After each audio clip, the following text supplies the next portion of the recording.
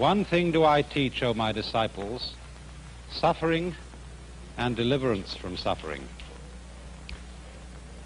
It was in this way that Gautama the Buddha, living in the 6th century BC, gave the gist of his whole teaching.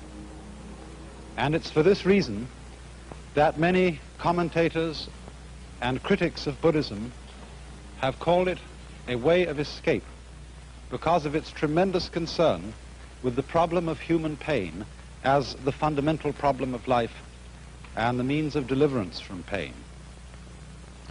But I believe this is really a very mistaken criticism, because there is nothing that is so much the very essence of suffering as the fear of suffering itself. And if the doctrine of the Buddha were fundamentally based on an obsession to get rid of suffering, it would be a kind of self-contradictory vicious circle. This is very well illustrated by another of those stories which I tell from time to time, where a student came to his master with the question, "It is terribly hot, and how shall we escape the heat?" In other words, this was a symbolic question, asking about the whole problem of the heat of suffering. It is terribly hot, and how shall we escape the heat? And he answered, "Go right down to the bottom of the furnace." "But in the furnace," said the student, "how do we escape the scorching fire?" And the master's final word was, "No further pains will harass you." Now you might say then that the attitude of the Buddhist philosophy to suffering is not at all one of turning away from it, of solving the problem of suffering by turning one's back on it and escaping it. Rather, its whole attitude is that the solution to the problem of human pain, whether it be physical or whether it be moral, is to go right into it.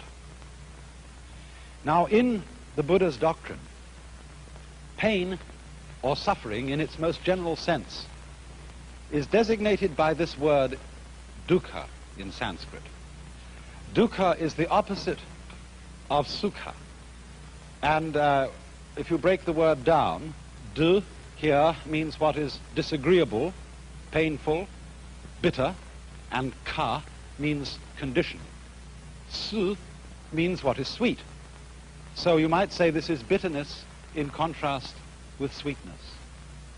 And the first proposition of the Buddha's teaching, what is called the first of the Four Noble Truths, is the idea that life as we live it is fundamentally dukkha, fundamentally a kind of chronic frustration.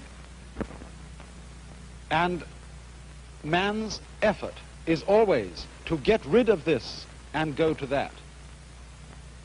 But the basic idea of the Buddha was that if you have this,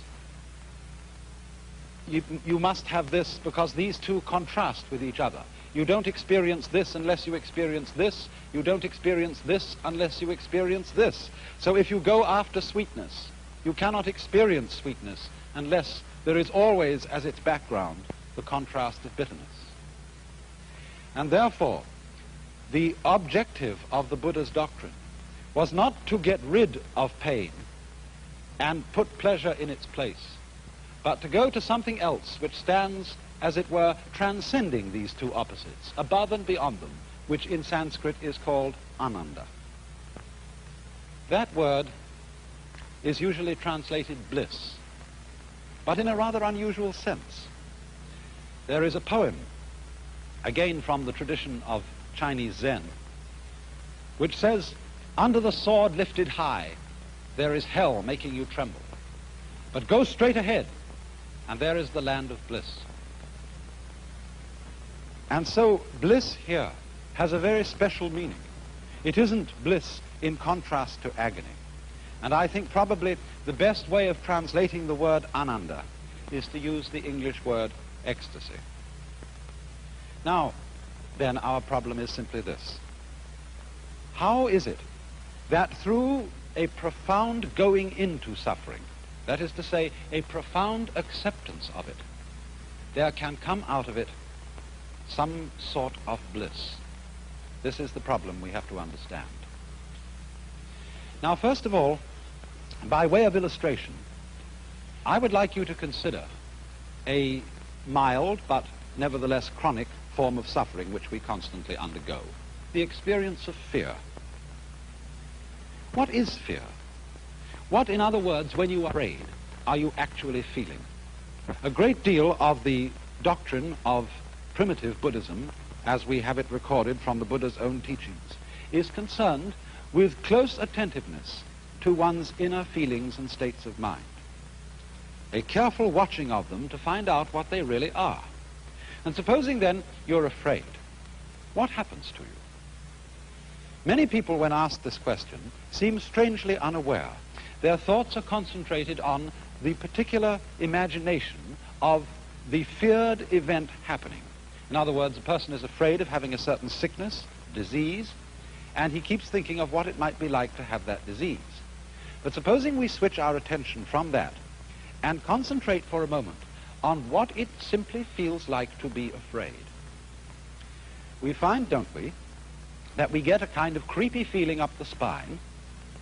We get a sort of sinking or hollow feeling in the pit of the stomach and a clammy sensation in the palms of our hands. Now, as a matter of fact, that's not really very painful, is it? That's all that's the matter with you, and that's the worst that life can do to you at that moment. Furthermore, notice something else, that when you have what you call fear, you have also precisely the same sensations that you have in a totally opposite situation, when you have what we call shudders or thrills of delight. They are the same shudders, the same trembles, sometimes even the same creepy feeling up the spine, the same sinking feeling in the pit of the stomach, that a very profound, positive emotional experience can excite. So that we find that our feelings depend, for their valuation as to whether they be positive or negative, very much as to the context in which they occur. For example, say a father is playing with his boy, and he gives him a slap on the behind. The boy looks around, and if he sees an angry expression on his father's face, he feels hurt. It was painful. But if he sees his father is laughing at him and was just teasing him, it doesn't hurt him at all.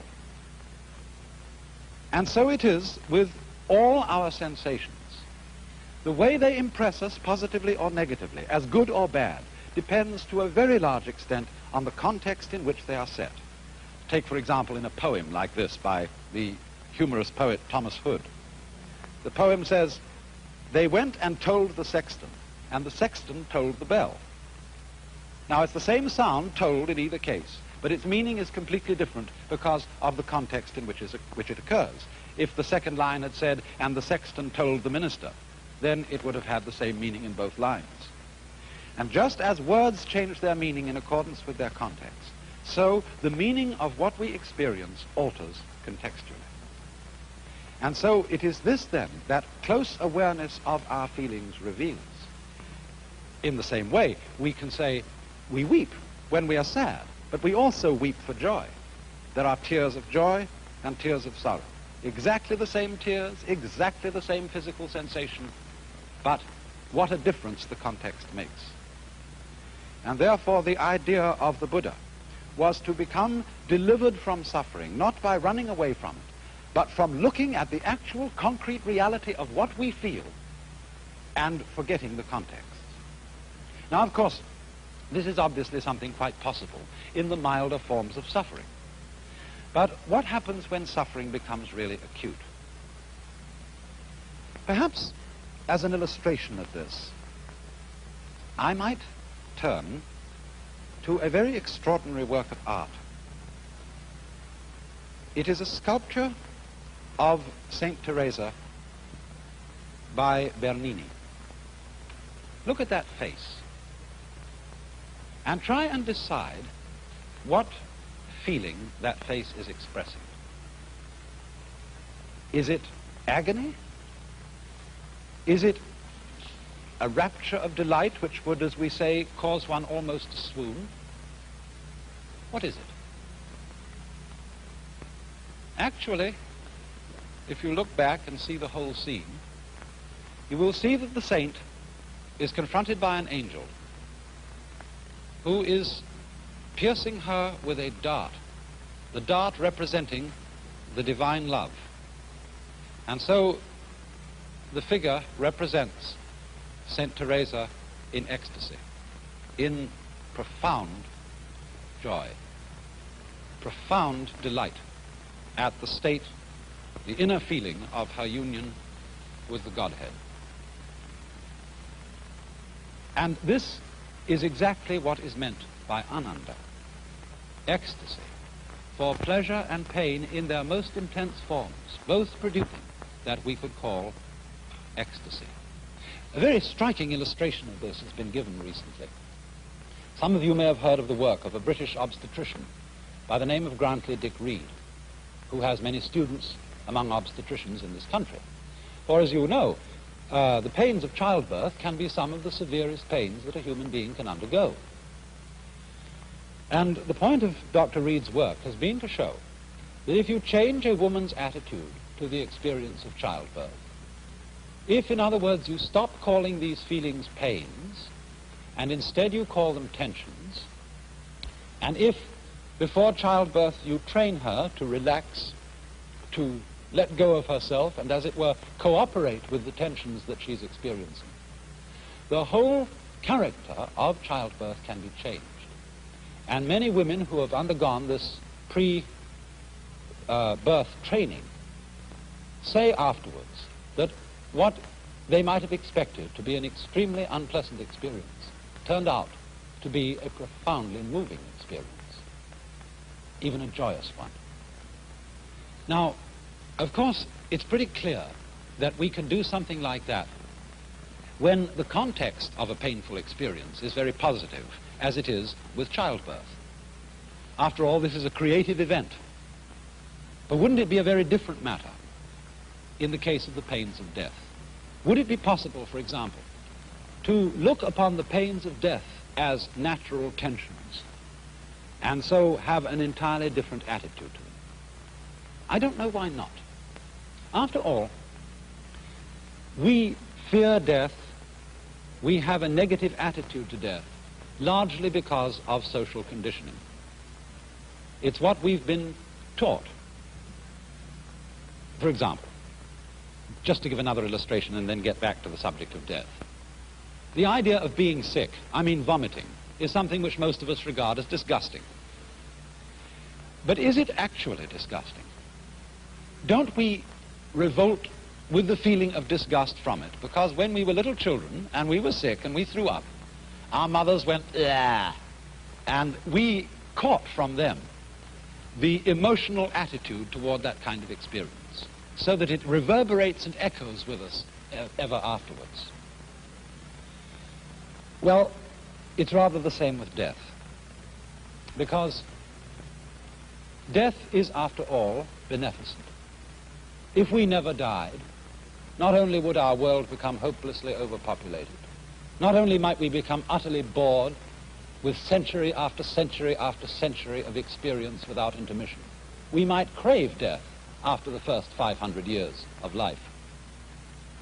And never to be able to have it would be like the torture of a chronic and fantastic insomnia.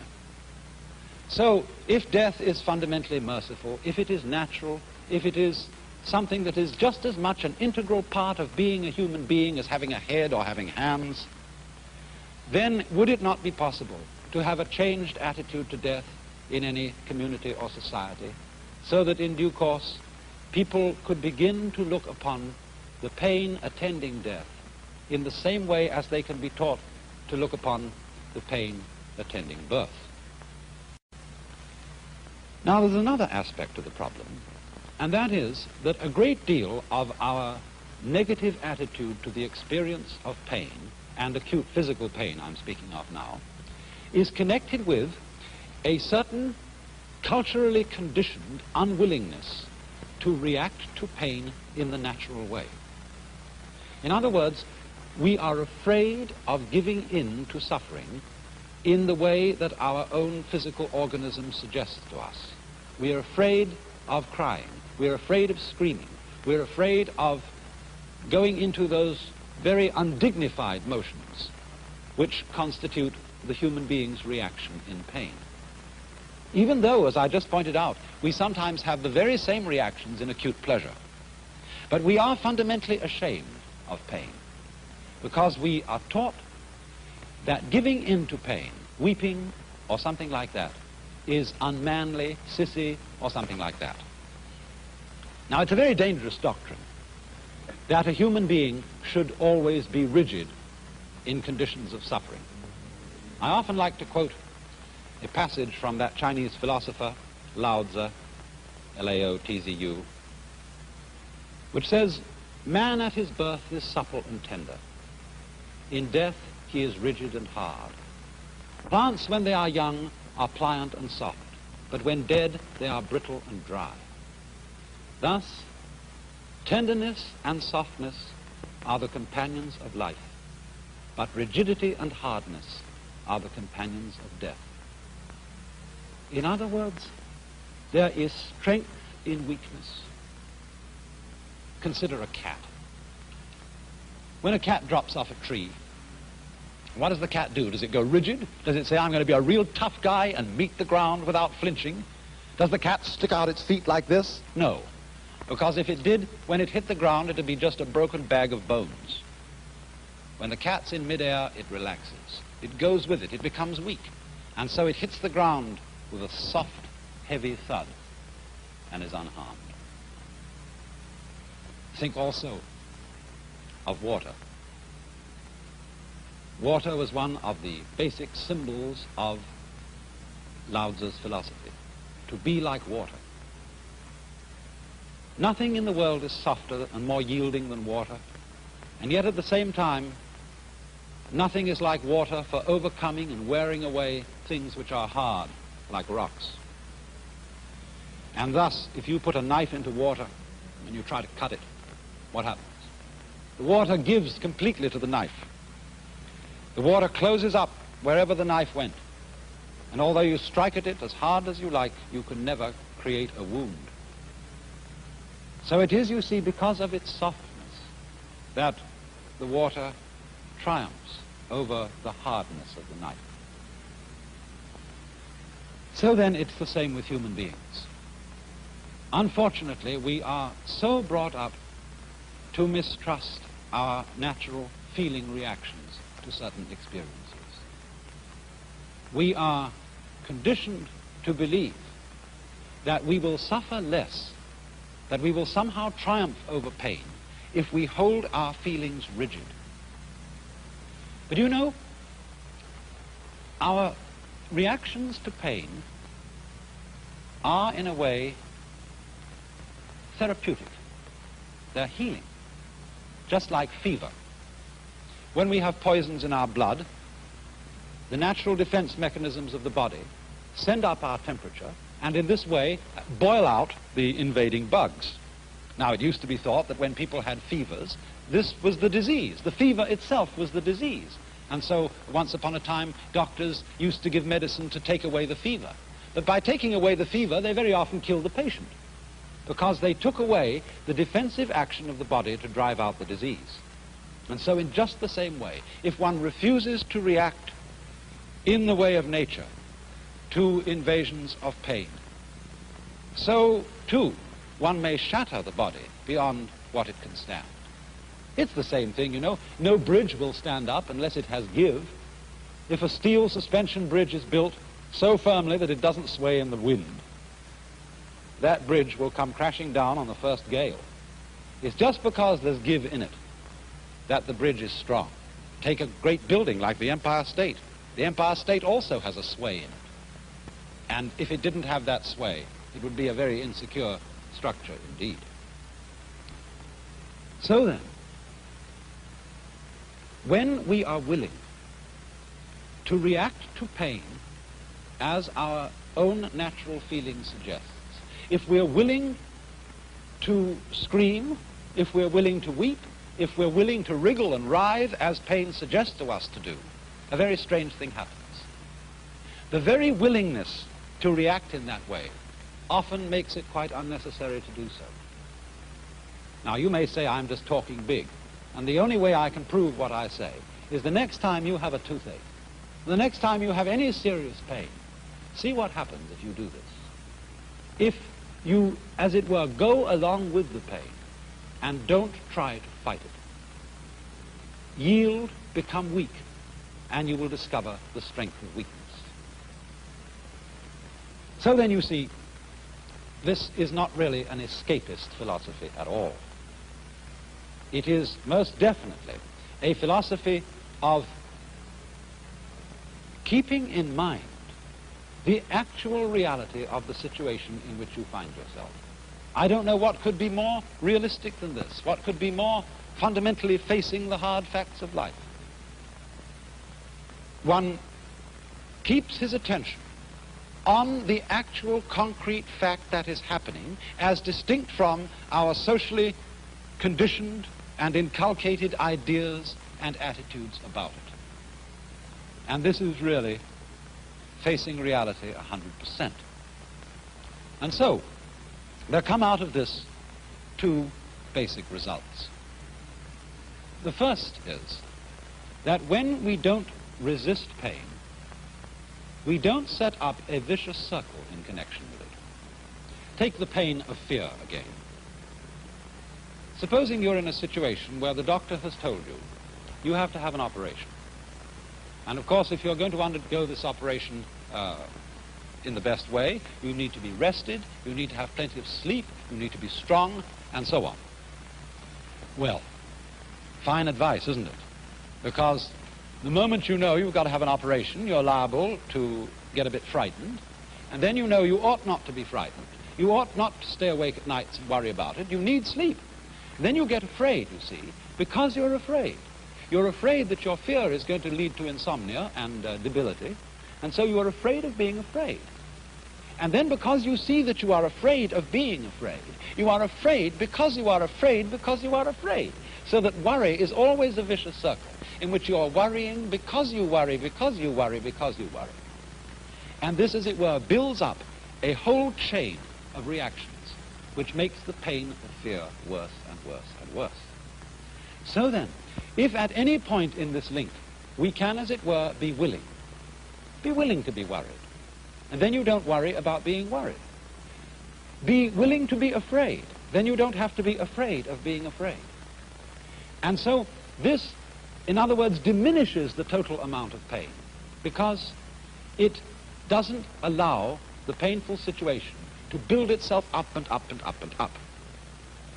In the same way, if somebody stuck a hook into you and you pull away from it, well, the hook goes more deeply into you. But if you're caught like a fish on a hook and you go with the hook, this reduces the amount of tension. And this works backwards all the way down the line. Now, there's also a second result. And that is that when our mind, our consciousness, our attention is fully focused on what is, on the actual situation, as I said, we are free from various thoughts about it and associations with it that bring up a context which makes the experience painful. So you might say that this is an attitude of taking things as they come, one at a time. For example, many of you who are not blessed with dishwashers have to wash many dishes day after day. And when you've been married as a woman for, 10 or 11 years, one day you're sitting there at the sink, utterly weary of the whole thing. And in your mind's eye comes the immense pile of dishes which you've had to wash day after day in the past. There they are in your mind's eye, standing up, piled forever and ever on the draining board. And also in your mind's eye is that enormous pile of dishes that you're going to have to wash in the future. And you think, my life is that of a mere drudge, washing dishes, washing dishes, washing dishes, and there's no end to it. But if you were realistic, you would see this. You have only one dish to wash in your life, this one. You can only wash one dish at a time, and that's the only one you have to deal with. It's the same with climbing a mountain. If you start to think as you climb, oh, what a lot of steps to take, then the task becomes utterly oppressive. Or if, for example, you make a New Year's resolution, and you say, well, I'm going to go on the wagon. I'm not going to drink anymore this new year. And if you say, this whole year I will not touch another drop of drink, well, of course, the old devil immediately brings to your mind 365 days of not drinking anything alcoholic. And that's overwhelming. Don't tempt the devil that way. One conquers the problem by not drinking this one and saying nothing about the next. So with the climbing of the mountain, taking each step as if it were the only step to be taken. And so, in the situation then, where there is the experience of agony, whether it be physical or whether it be moral, the way out is, in a way, suffering that agony as if this were the only thing in the whole world to be done. By going right down to the bottom of the furnace, no further pains will harass you. It was also so, isn't it, in Dante's Divine Comedy, when Dante and Virgil find their way out of hell by going down to the very center of hell. I like to illustrate this with another of those Zen stories. There was a monk who got news that his mother had died, and he was weeping. And another Buddhist monk said to him, you ought to be ashamed of yourself. You, a monk, still showing worldly attachments by weeping. He said, don't be silly. I'm weeping because I want to weep.